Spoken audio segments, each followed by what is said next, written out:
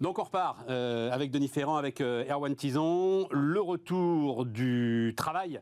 Alors j'ai plein de sujets. On va peut-être commencer avec la productivité quand même, Erwan, parce que tu as travaillé dessus toi aussi.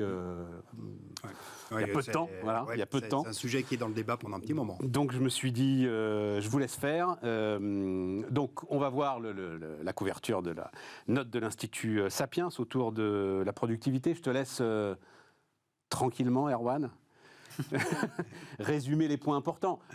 Globalement, ça ne va pas être une surprise pour Denis, mais tu le dis en fait très clairement, cette espèce de mythe de la France championne de la productivité, même de la productivité horaire, même ce mythe-là, c'est fini, quoi. Tout à fait. Les Belges sont plus productifs que nous. Ouais. On s'est concentré. Pourquoi la productivité déjà ? Parce que dans le rapport du corps, à force de l'avoir beaucoup épluché, on s'était dit quand même que les hypothèses de productivité qui étaient données, donc allant de 0,7 à 1,6, je rappelle, ça nous paraissait beaucoup. Et quand on a regardé, en fait, on a ouvert le capot, qu'on a regardé la productivité française, donc là-dessus c'est très bien renseigné, tu as énormément de données OCDE qui sont très très riches et qui sont très importantes, on s'est dit qu'il y avait effectivement un souci. Quand on a regardé principalement la productivité horaire, pourquoi ? Parce que les Français travaillant moins que la plupart des autres pays de l'OCDE sur une année, il y allait avoir un biais. Donc on a voulu vraiment corriger le biais pour avoir la productivité horaire par salarié. Et là, en fait, on s'est rendu compte qu'on est 11e au niveau de l'OCDE, on était 8e il y a 20 ans, on est dépassé par les Belges. On peut penser ce qu'on veut des Belges, mais ça fait quand même un peu mal d'avoir un pays, aussi proche. On comprend, c'est-à-dire que le pays est coupé en deux, et il y a deux vérités. Mais en termes, par exemple, de désertification industrielle, toute la Wallonie est à peu près dans la même situation que la France, c'est même pire. Donc c'est intéressant parce qu'on se retrouve quand même avec un comparable, même si la Flandre est évidemment beaucoup plus dynamique. Et donc du coup, on a regardé, effectivement, on est loin d'être les champions du monde de la productivité. On a une productivité qui n'a progressé que de 0,8% par an depuis 2000 et de 0,3% depuis 2016. Donc on fait respectivement la moitié de la performance des autres pays de l'OCDE et 3 fois moins depuis 2016. Depuis 2019, fait notable et qui est quasiment imputable qu'à la France, on a même une productivité qui décroît. On a 3% de perte sur la période de productivité. Les autres pays connaissent un ralentissement assez important, mais pas une baisse aussi marquée que la France. Du coup, quand on regarde la productivité, quand tu demandes à madame tout le monde, la productivité, oui, bon, c'est pas forcément... C'est soit on est un tir au flanc, soit on est hyper productif. Ouais. C'est beaucoup plus complexe que ça, parce que la productivité de une, et ça, les études académiques le montrent et sont quand même formelles là-dessus, quelle que soit son obédience, c'est ce qui conditionne quand même à plus de 80% le niveau du salaire. Ouais. C'est ce qui est un rempart contre les prix. Enfin, ce qui est censé conditionner le niveau du salaire. Tu as quand même des études... Sauf quand le salaire est assisté, type le SMIC. Bien sûr, non mais je te parle... mais je voulais juste... Bien sûr, pas exactement. Mais voilà. Tu as une étude macroéconomique américaine qui a été faite qui montre que depuis 70 ans, en fait, la dynamique des salaires au niveau mondial, notamment dans les pays occidentaux, suit quand même la dynamique de la productivité. C'est ça qui est intéressant, avec quelques soubresauts qui se font en période inflationniste, où tu as un pouvoir de négociation supérieur qui est fait sur l'inflation en année 1, comme le disait avant. Mais après, ça s'estompe, ce pouvoir-là, parce que tu ne peux pas avoir de boucle auto-entretenue.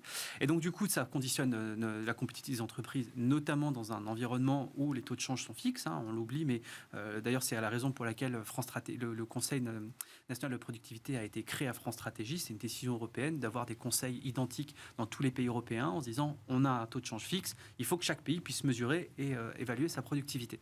Et donc du coup, en déroulant, on s'est rendu compte qu'on a fait quelques calculs assez rigolos. Si jamais on avait la même productivité que les Belges, la même productivité horaire que les Belges, notre PIB par habitant serait 10% supérieur à notre niveau actuel. Et si on avait le même productivité horaire que les Danois, ce serait 27% supérieur à notre PIB actuel par habitant. Donc là encore, corriger des heures travaillées et toutes choses égales par ailleurs. Donc du coup, on s'est posé la question, comment se fait-il justement que ce débat-là soit complètement oublié ? Est-ce que du coup, c'est une paresse intellectuelle ? Est-ce que c'est parce qu'on ne veut pas tout de suite se dire c'est la faute du salarié, c'est parce que le travailleur français, justement, il est fainéant, il n'aime plus la valeur travail, etc. Et donc du coup, on a essayé d'identifier 7 causes. Donc on donne en fait, là aussi, en termes de think tank, on émet une externalité aux gens de s'en saisir. Vas-y, tranquillement, les 7 causes. On a identifié 7 causes. Alors, la première, c'est une baisse forte des entrées en formation des salariés. Ok, ça c'est clair. Depuis 2018, tu as 18% de salariés en moins qui rentrent en formation. Et en fait, qui a été compensé par une augmentation du nombre de demandeurs d'emploi et d'alternants qui rentrent justement en formation.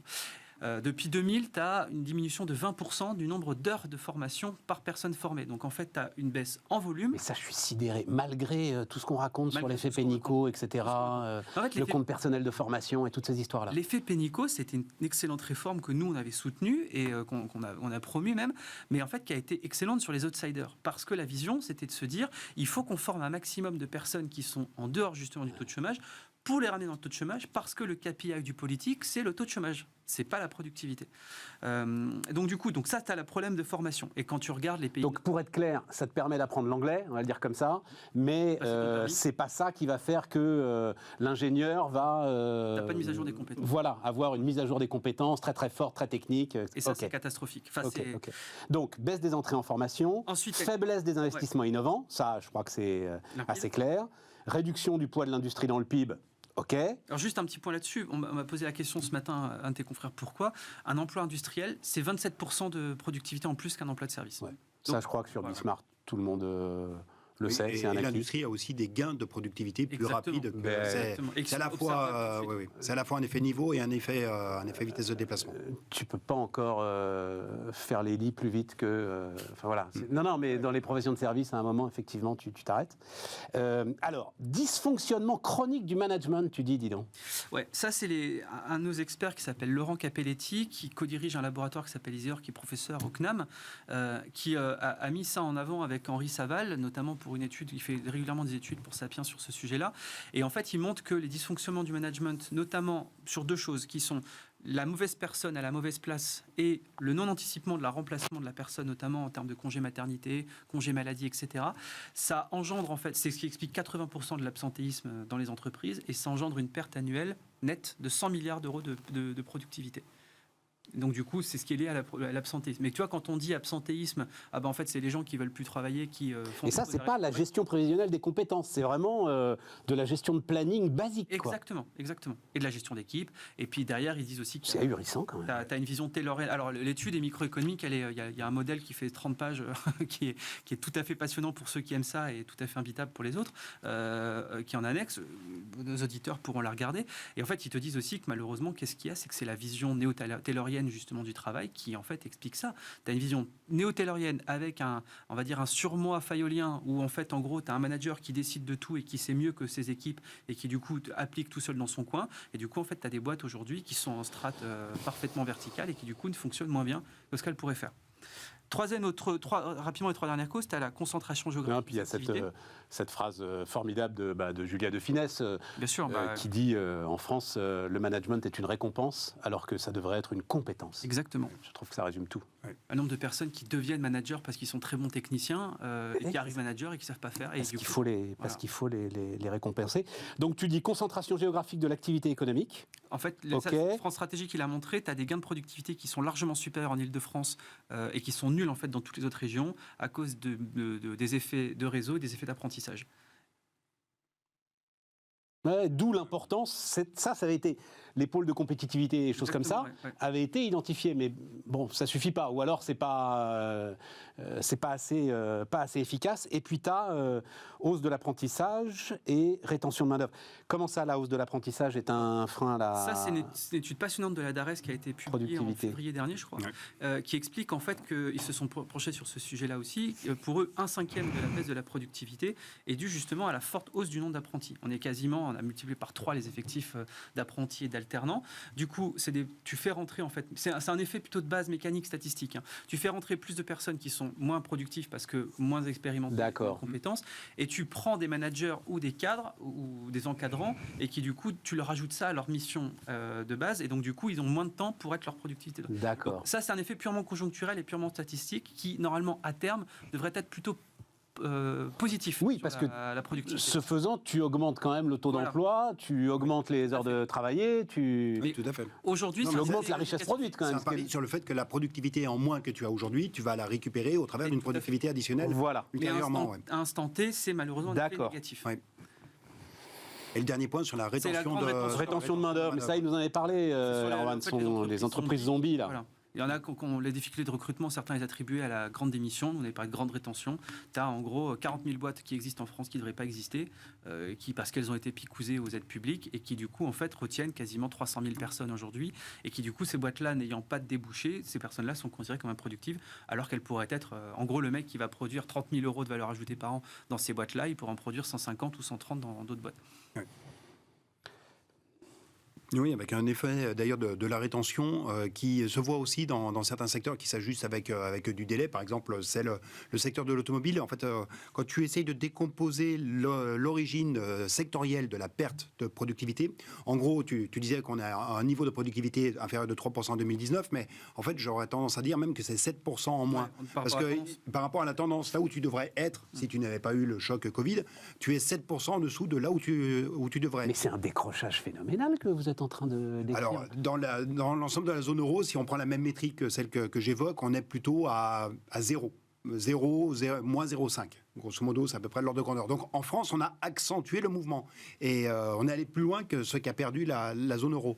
Mais l'effet apprentissage, c'est là qu'il faut quand même voir. Non, mais attends, Denis, pardon, tu l'as pas accentué. Si la moyenne de la zone euro est à 0, que toi, tu es à moins 7. Non, c'est... pardon, excuse-moi. Ah oui, parce que c'est là où Pardon, le moins 7 était en réalité le moins 3 de Airbus. D'accord. Parce que, en fait, la zone euro, elle aurait dû avoir 4% de productivité en plus aujourd'hui par rapport à 2019. Okay, et en fait, elle est à 0. Elle est à 0. Donc, elle est à moins 4 et nous, on est à moins 7. Donc, on est à moins 3. D'accord.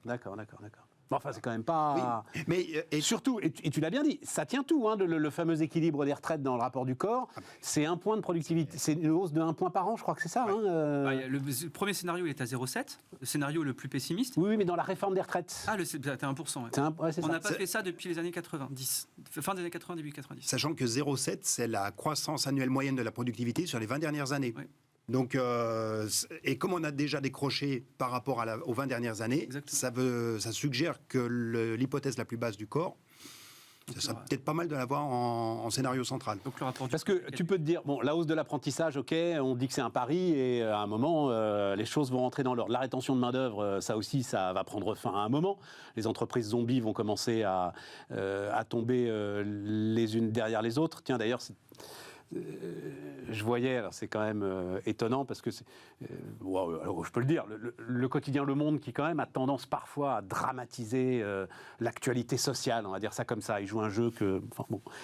Alors par contre là, parce que ça a commencé aux États-Unis visiblement, hein, ça y est, les faillites des entreprises zombies là, et donc là, il t'explique que c'est tout à fait normal.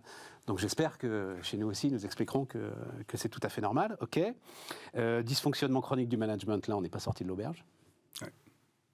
Non, c'est vrai qu'on mêle des éléments de nature. Réduction de l'industrie dans le PIB, on n'est pas sorti de l'auberge. On va en dire un mot, mais on n'est pas sorti de l'auberge.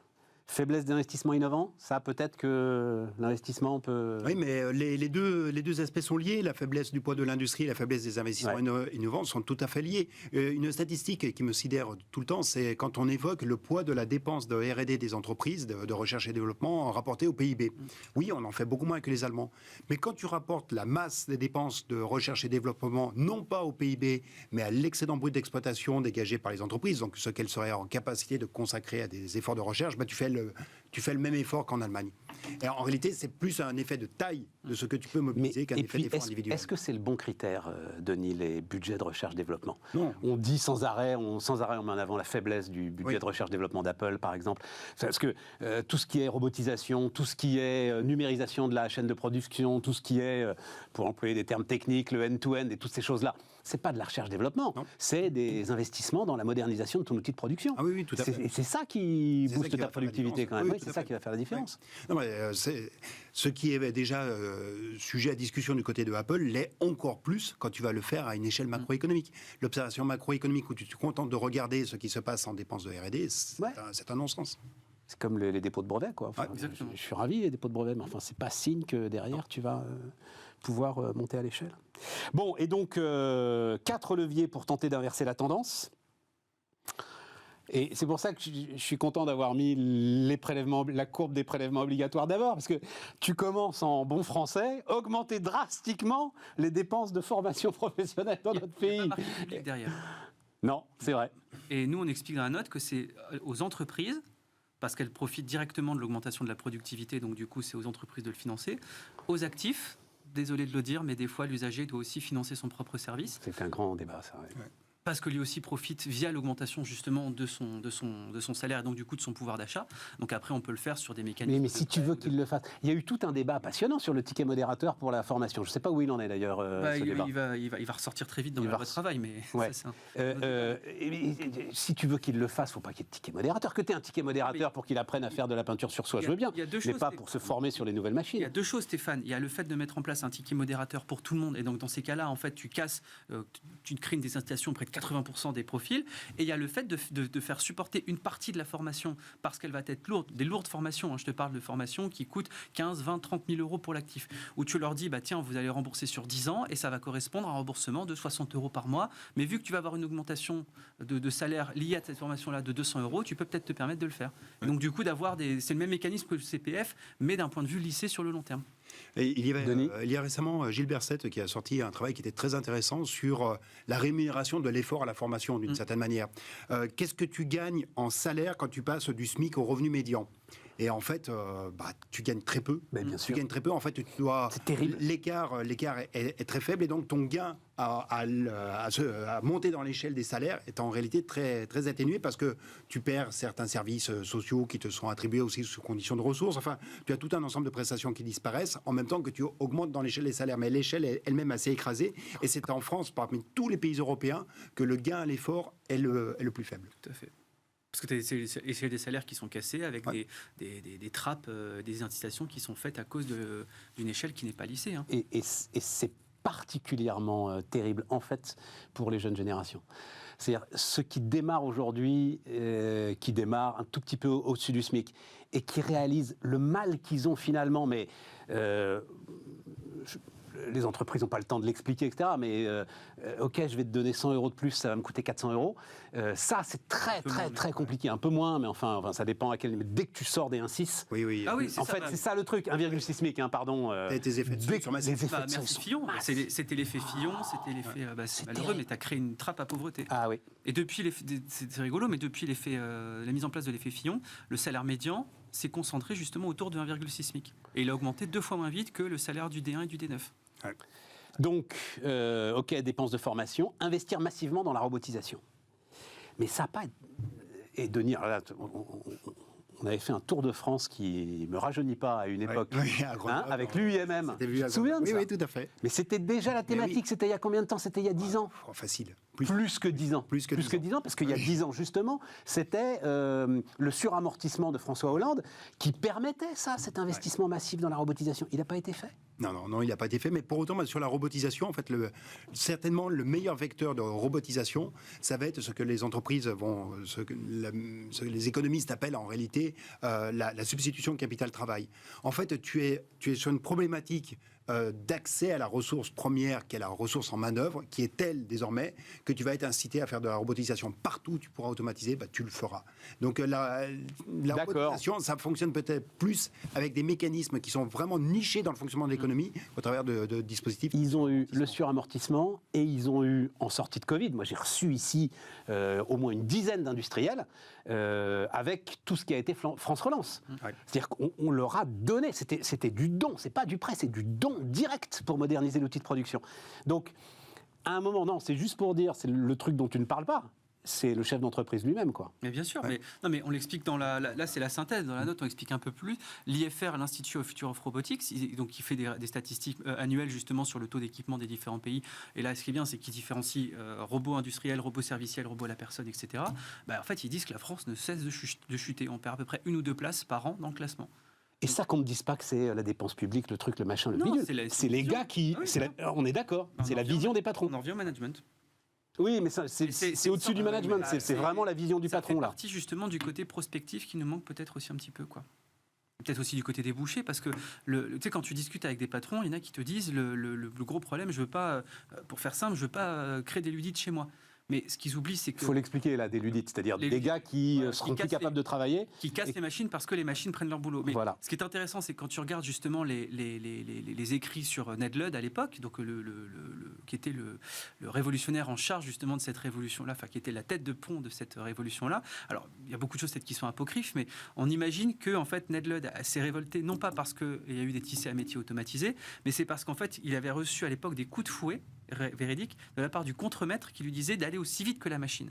Et donc du coup, en fait, il y a eu pendant les premières semaines une cohabitation qui s'est faite de manière tout à fait pacifique entre le facteur travail et le facteur capital. Et c'est au moment où le management justement a attendu la même rentabilité des deux. Alors. Et donc du coup, la révolte des ludites n'est pas une révolte anti-technologie, mais anti-management. Ouais.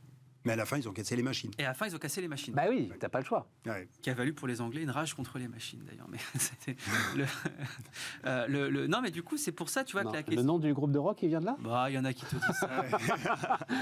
J'y crois pas trop. Bon, refermons cette parenthèse. Mais donc, du coup, tu vois, le côté je refuse du robotiser parce que j'ai peur d'avoir des ludites, bah, c'est la preuve, justement, qu'ils n'ont pas compris que les ressorts, justement, de la révolution technologique, c'est d'abord des ressorts d'une révolution de management et pas d'une révolution du travail. Tu peux pas dire la même chose du côté de ChatGPT Ben si, bien sûr que si. En réalité, j'ai l'impression qu'on a face à ChatGPT les mêmes réflexes que vont avoir les mouvements ludites. Parce qu'on ne voit jamais où va se faire le grand déversement chez Alfred Sauvy. C'est-à-dire que chaque fois qu'on a introduit de la machine, en réalité, tu libères du pouvoir d'achat, tu libères de la création de valeur, tu libères justement des gains de productivité pour en revenir à votre thème, au thème de votre étude. Écoute, il y a une étude dont je parle là depuis quelques jours, donc réalisée par le cabinet de Pierre Giacometti, la Nocom, que vous avez peut-être vu, elle a été publiée dans la presse. Il y a une courbe, mais qui est sidérante, parce qu'en plus, elle n'est pas liée à ce qui se passe en ce moment, justement. Elle n'est pas liée à ce débat sur l'intelligence artificielle. Elle démarre en l'an 2000 ou un peu après. Vaut-il mieux un pays qui accélère alors je ne sais plus quelle est la phrase exacte, mais dans la modernisation des métiers vers le numérique et le digital, ou vaut-il mieux préserver les emplois existants tels qu'ils sont ? C'est 70-30 là. 70% de nos concitoyens préfèrent préserver les emplois tels qu'ils sont plutôt que de se lancer dans le numérique. Tu auras d'ailleurs probablement les mêmes proportions si tu poses la question sur la mondialisation. C'est un peu la même chose. C'est aussi presque une forme de refus de la projection. C'est moins fort. Oui. C'est moins fort. Tu regarderas l'étude, c'est moins fort. D'accord. Cette courbe-là, alors, et en plus, ça y est, je me souviens exactement quand est-ce qu'elle commence, parce qu'elle commence avec l'élection de Macron.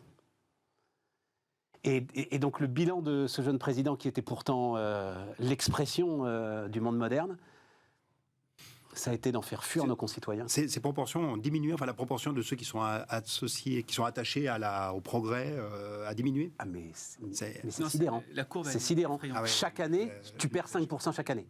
En gros, à l'élection de Macron, tu es à peu près à 50-50. Et aujourd'hui, tu es à 70-30. On n'est pas sorti des ronces. C'est le commentaire qui s'impose. Ouais. Et donc, effectivement, tu te rends compte du boulot. Et ce que tu dis là, en fait, le chef d'entreprise qui te dit ça, il prend acte. Voilà, il n'a pas vu l'étude de Nocom, mais finalement, il l'a vu, l'étude de Nocom. Mais tu sais, le nombre, tu dois recevoir aussi, Denis, tu dois en côtoyer, je ne vais pas citer de nom, mais de gens qui nous demandent, des chefs d'entreprise qui nous disent moi, j'ai 10%, 15% de mes salariés en fonction support qui sont déjà aujourd'hui obsolètes. Qu'est-ce que j'en fais ? Et le problème, c'est qu'en fait, c'est le syndrome de la caissière. Moi, j'avais écrit mon premier bouquin là-dessus.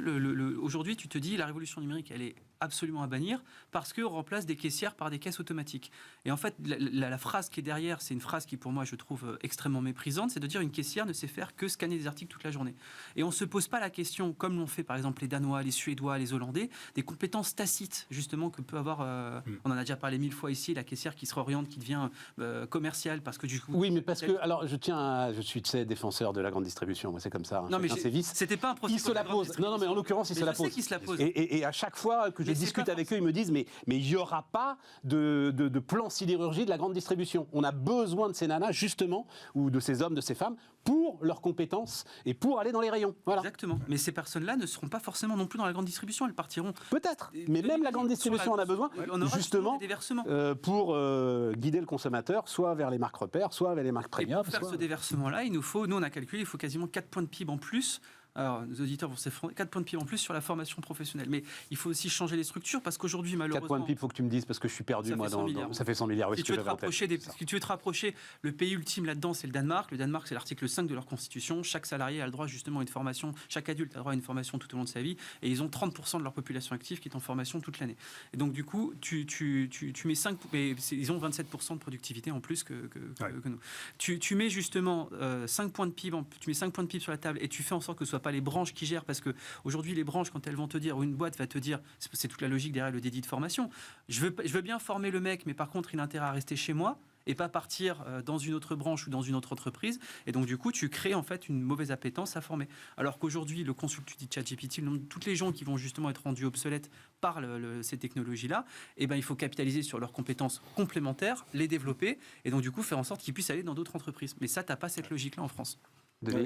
Effectivement, on voit la formation uniquement par un bénéfice individuel, là où en réalité c'est un bénéfice collectif. Et justement, appréhender la dimension de la formation au travers de ce qu'elle permet en termes d'augmentation de productivité générale de l'économie.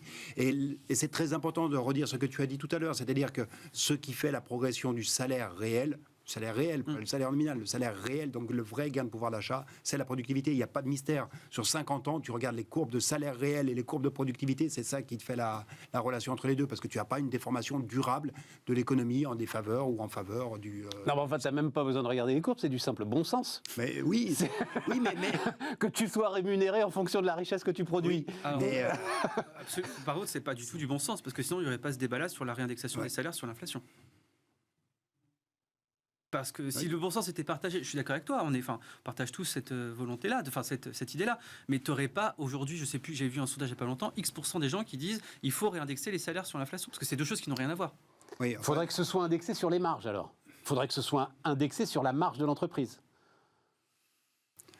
Alors, tu le connais avec quand même pas mal de retard. Ou plutôt, il y avait un moment une indexation, il y avait la volonté d'indexer le SMIC sur l'évolution des gains de productivité, justement en termes de... Voilà. Mais les gains de productivité, le problème, c'est que tu les connais de manière définitive qu'au bout de 3 ans. T'imagines le 20h, t'imagines... Et notre ami François Langlais, là, arrivé devant Anne-Claire Coudray. Anne-Claire, alors les salaires baissent de 3% cette année, mais c'est une très bonne nouvelle. Productivité. Non, mais même, au-delà de l'aspect purement statistique, mais la productivité, ce n'est pas quelque chose qui se mesure a priori, c'est un rapport entre une valeur ajoutée et un emploi. La valeur ajoutée, tu la connais de manière définitive sur ce... Par exemple, là, pour l'instant, on connaît la dernière année où la productivité est mesurée vraiment strictement, c'est 2019. Non, mais attends. Donc, sur les comptes publics, mais l'entreprise, sa valeur ajoutée, elle les connaît au moment où elle fixe son prix de vente. Oui. Elle a ses prix de consommation intermédiaires. Elle le connaît plus rapidement, oui. Voilà. Elle sait combien lui coûte sa fabrication, combien elle vend, combien elle... Et justement, mais ça renvoie... De combien est sa marge. Ça renvoie, dans ce cas, à la question, est-ce que tu fais une discussion décentralisée de l'évolution des salaires ou une évolution centralisée, y compris au niveau d'une branche. Ouais, c'est ça. Donc, quel est le niveau pertinent pour fixer l'évolution des salaires? Quand tu as déjà bloqué l'évolution des salaires par l'évolution du SMIC, et qui va te donner une marque à l'échelle nationale, qui n'a pas grand-chose à voir avec le comportement d'une entreprise spécifique. Ça, c'est déjà une première étape. Ensuite, tu descends à l'étape suivante, qui est l'étape de la branche, qui va te donner le minima de branche, qui est en général un référentiel plus puissant que l'évolution du SMIC sur l'évolution des salaires. Mais tu n'es pas encore dans le domaine de l'entreprise. Oui, je suis d'accord, dans la représentation, c'est normalement l'équilibre de l'entreprise qui te fait l'évolution des salaires, mais de facto, tu as des déterminants qui te sont en amont, qui vont éloigner la relation entre marge et salaire. Non, c'est tout ça et je digère. Non, mais, je digère l'ensemble des infos que vous apportez. La productivité, c'est vraiment le fil clé pour comprendre qu'à la fin, ce qui te fait la progression du niveau de vie de l'ensemble de ta population, ce sont les gains de productivité. C'est aussi simple que ça. Dont on ne parle jamais. Et vous voyez, les gars, même là, en fait, Dieu sait que c'est super clair. Mais le sujet, pour essayer de le faire rentrer un tout petit peu dans le débat public, je crois que c'est impossible. J'étais en train de réfléchir à ça, justement. Oui. Je suis aujourd'hui éditorialiste économique, j'en sais rien, tu vois, sur une grande chaîne nationale, mais qu'est-ce que tu peux dire? On a une proposition pour le faire, justement, pour faire en sorte que la productivité soit un grand débat national, c'est d'indexer, vu qu'on est dans un pays quand même assez gérotocratique, c'est d'indexer le niveau des pensions sur le niveau de la productivité. La productivité perd 3%, les pensions baissent de 3%. Et en fait, c'est un peu provocateur, c'est ce qui s'est fait, c'est ce qui se fait, c'est ce qui s'est Et donc là, refait t'espères sur l'inflation. que les retraités, qui sont les seuls qui votent, iront voter pour les programmes politiques qui Il y a de t'apportent ça, mais je le pense plus de modernisation dans la production, parce que sinon, les pauvres retraités, qu'est-ce que tu veux qu'ils fassent? Mais c'est exactement ça. C'est toute offre créant sa propre demande. Il faut qu'on crée justement le besoin d'avoir une offre politique liée à la productivité. Et donc du coup, on va chercher ceux qui... C'est vicieux, mais ça peut peut-être marcher. Sur un malentendu. Et puis d'un point de vue purement économique, c'est logique d'avoir justement un système par répartition qui définit, qui dépend justement du niveau de productivité, qu'on ait justement en face les revenus qui dépendent justement de la base Ça, c'est clair. prélevable. Ça, c'est clair. Ce qu'on fait d'ailleurs, puisque a priori, sauf qu'on est dans un village Potemkin et qu'on prétend qu'on va avoir... On a remis 15 milliards sur les retraités, on a offert 15 milliards aux retraités l'année dernière, cette année, pour justement leur permettre de ne pas avoir une baisse de l'inflation. Il décolère pas, Erwan, parce qu'il sait que dans Non, mais après, 35 ans, je peux comprendre, j'ai vu les prix des Costa. on va avoir vidé la caisse. J'ai vu le prix des croisières Costa, je peux comprendre qu'il faut justement avoir Non, mais c'est absolument incroyable. Bah, tu vois, les 15 milliards, regarde, sur les 15 milliards, tu avais quasiment 20% de l'effort en formation qui était fait. 15 milliards, c'est le budget quasiment du CNRS, c'est 3 fois le budget de l'INSERM. Le problème de cette histoire de formation, Erwan, c'est qu'on l'a bien vu avec Pénicaud, c'est que s'il suffisait, si tu avais un tuyau qui amène le pognon directement à l'endroit où il faut et avec les bons formateurs qui s'adressent aux bons salariés... Tu es en train d'en créer avec France Travail. France Travail, il y a un truc qui est... C'est pour ça que l'interview de Ferracci, de Marc Ferracci dans l'Opinion, j'ai trouvé très bonne. Et je suis quelque part rassuré que ce soit lui qui pilote... Tiens, on va en voir la photo d'ailleurs, peut-être. Ce débat-là, j'ai été très déçu que ce soit pas lui qui pilote le débat des retraites. Je suis pas sûr que ce soit lui qui pilote. Hein. Bah, ça va être notre pauvre Dussopt qui va piloter, cramer comme il est. Il a dit qu'il allait... Elisabeth... Enfin bon, bref. Moi, j'ai cru comprendre que c'est lui qui allait prendre en charge le côté dossier. parlementaire, quoi. En tout cas, c'est quelqu'un qui comprend... Il a été conseiller spécial de Pénicaud pendant 5 ans. C'est clair. C'est un économiste spécialisé sur les questions du travail. Il sait de quoi il parle. Et quand il explique justement dans France Travail qu'une des logiques de France Travail, ce sera de mettre en coordination justement tous les acteurs. Parce que quand tu discutes aujourd'hui avec des acteurs de l'insertion, j'entends par là énormément de boîtes justement auxquelles Pôle emploi externalise énormément. Bah, la plupart des boîtes là, en fait, elles ont des taux de réussite qui sont exceptionnels. Tout ce qu'elles disent aujourd'hui, c'est que malheureusement le public étant rétif au fait que ce soit réalisé par des entreprises privées, parce que tu te dis quand même, c'est une poule qui tend justement le couteau pour se faire égorger. Là, tu as l'occasion, avec France Travail et la volonté de la part de l'exécutif, en tout cas de la majorité, de mettre en lien, de faire justement des réseaux et des modèles d'externalité qui sont extrêmement puissants. Sur un territoire, de concentrer... Exactement. Et en plus, si tu... Concentrer tout ce qui existe sur un territoire. Et si tu rajoutes là-dedans les associations et les entreprises à but d'insertion... Ça ne marche pas, Erwan. Tu vas te retrouver avec des usines à gaz type intercommunalité. Ça ne marche pas. Non, parce que normalement, France Travail, tu auras un baron local de France Travail qui devra justement piloter ça. Dieu t'entende. Hein. Tu retombes sur le management, et alors là, en plus, tu es sur le management public. De toute façon, là, tu n'as pas le choix, parce que... Avec la réforme du RSA, tu vas être obligé de toute façon de trouver des mécanismes d'insertion pour la plupart justement de ces demandeurs-là. Et c'est pas les conseillers de Pôle emploi qui vont le faire. Il faudra en employer 800 000 pour satisfaire ça. Tu devras t'appuyer sur les EBE, les entreprises à but d'emploi, et sur les insertions, et sur les associations, quelles qu'elles soient. Et donc du coup, c'est là où tu vas être obligé de créer justement un nouveau tissu hybride public-privé. Combien d'allocataires du RSA aujourd'hui ? Qui sont justement 1 million, 2 millions. T'as 1,3 million. 1,3 million, voilà. Il va falloir aller les chercher. Hein. Mais en fait, c'est bref, t'as un tiers on qui est est au bout, comme inemployable. Donc, allons chercher les 2 tiers par justement des mécanismes locaux. Et je pense que on va y croire. Ce qu'a proposé Ferracci est intéressant. Mais si on n'y croit pas, Stéphane, on a... Exactement. Qu'est-ce qu'on fout là ? Je suis tout à fait d'accord avec toi. Voilà, on va y croire. Merci, Denis. Merci, Stéphane. Merci beaucoup pour cette discussion passionnante. Merci, Erwan. Et on se retrouve demain pour de nouveaux débats autour de l'actualité économique sur Bismart.